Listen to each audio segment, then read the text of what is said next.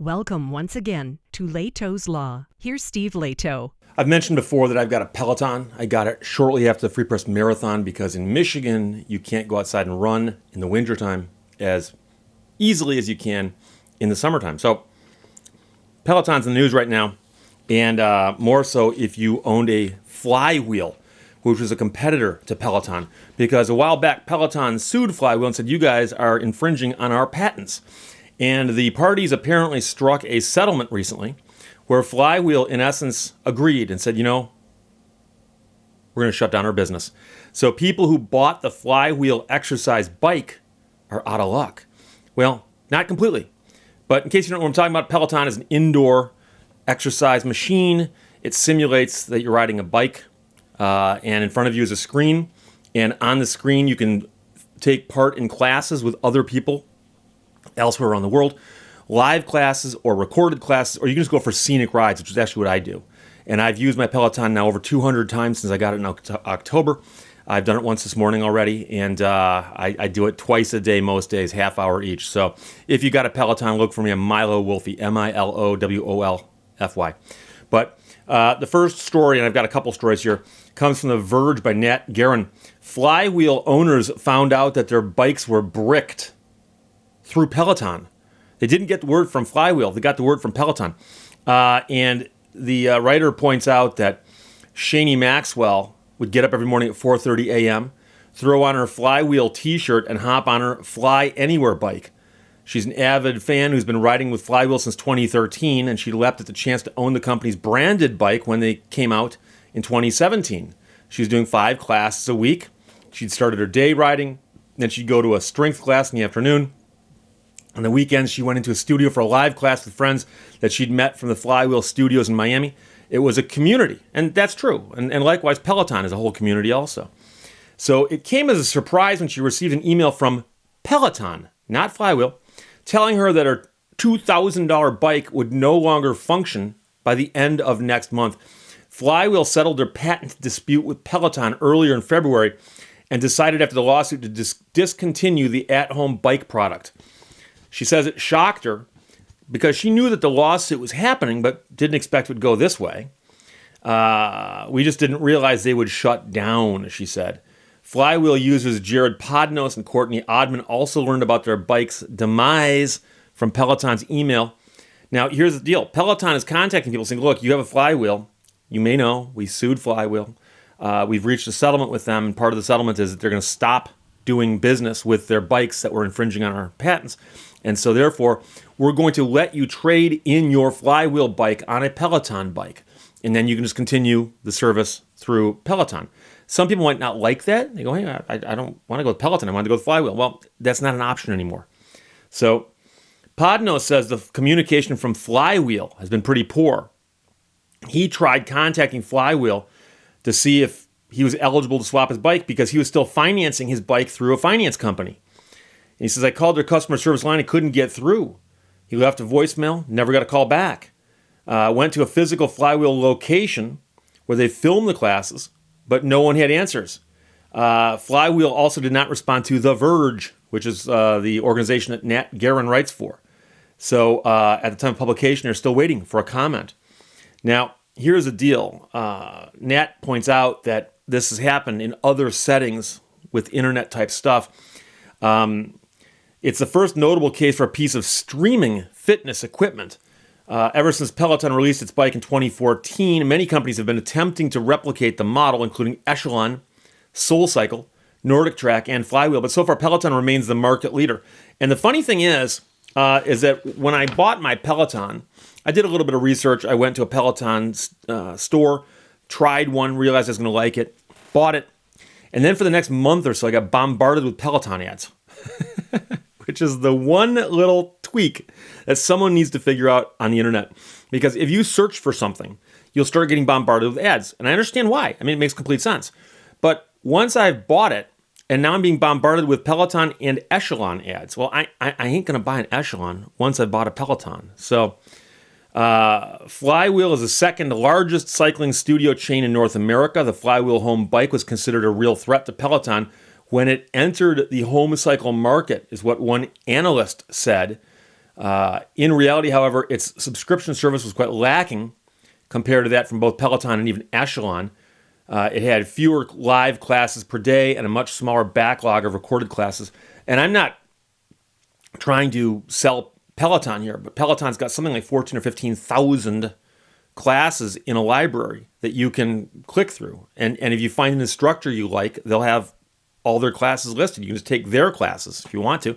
I saw somebody complain saying that they didn't like how Peloton felt like you were going into a motivational talk.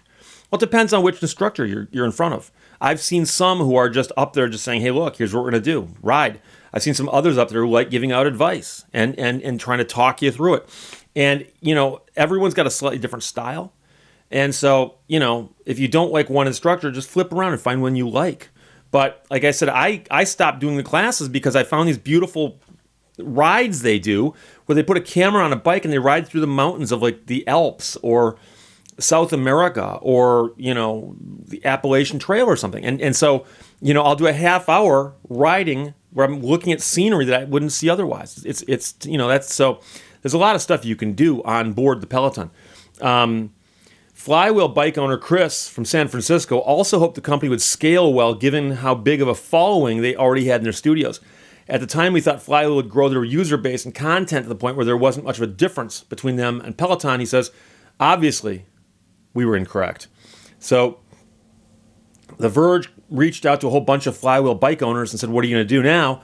And all of the ones they contacted said they were going to take Peloton up on the offer to trade in their bikes.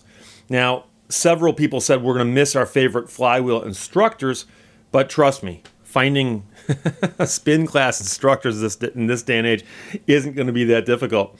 One guy said the Flywheel experience is just another lesson in taking a chance with the internet of things. It's the risk you take when signing up for a platform that is still in development.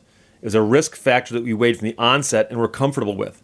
I don't think it will dissuade me from trying new Internet of Things services, but it's certainly a cautionary tale that consumers should be aware of. So the story got wide coverage. Besides, The Verge Business Insider wrote an article about it. Brian Peach, it might be Peach, Piesch, Pietsch. But basically, it's people who own Flywheel at-home exercise bikes can trade in their bikes for a similar model from Peloton through March 27th. Okay? Then Flywheel is shutting down its at-home subscription services around the same time. The offer comes after Flywheel settled with Peloton over allegations that they had copied Peloton inappropriately in violation of patents.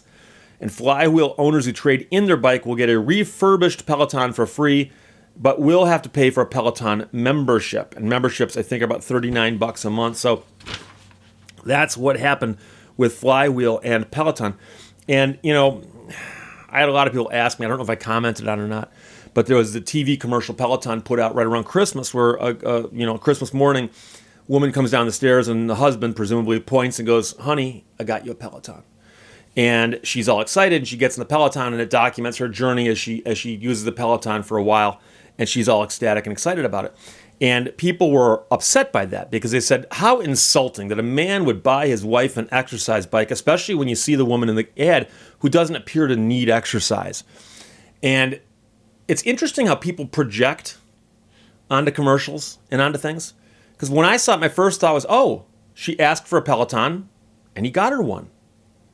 I assume husbands and wives speak to each other. I mean, I hope people understand that when there's a commercial that's 60 seconds long, they're not actually suggesting that the husband and wife met at the beginning of the commercial and at the end of the commercial they disappear. It's presumably a husband and wife like in real life, and the husband and wife might speak to each other, and the wife might have said to her husband, I like to stay in shape perhaps this winter. Maybe it's hard to get outside when it's snowy out. I wonder if I might be able to get myself a Peloton like one of my friends have got. My friends are raving about them. So when I saw the ad, my first thought was, oh, she probably asked for it, and that's why she's so excited. She knows what it is. She immediately recognizes that's the thing I was asking for. Now, the funny thing is, somebody shot a parody commercial and a woman, again, like I said, projecting her own thoughts onto this, was ripping on, oh, my dumb husband got me this exercise bike, don't need it. And I didn't, okay, I guess. But the weird thing is that there are companies out there, Peloton's one of them, but there's also an electric car company. And there are people out there who are trying to manipulate the stock. And they will make money if the stock crashes. So they're actually trying to do things to hurt the stock. And interestingly, there are people doing that with Peloton stock. And one of the entities that was promoting that whole angle was one of the groups trying to tank the stock. But, you're free to do anything you want. I'm not one of these people who meets people and says, you need to exercise. Oh, you need to watch what you're eating. So again, if you were the owner of a Flywheel at-home bicycle, you've got about a month to decide if you want to trade it in on a Peloton or just use it as a laundry hanger. There you go. Questions, comments, put them below. Talk to you later. Bye-bye. Thank you for watching Lehto's Law. When the going gets tough, upgrade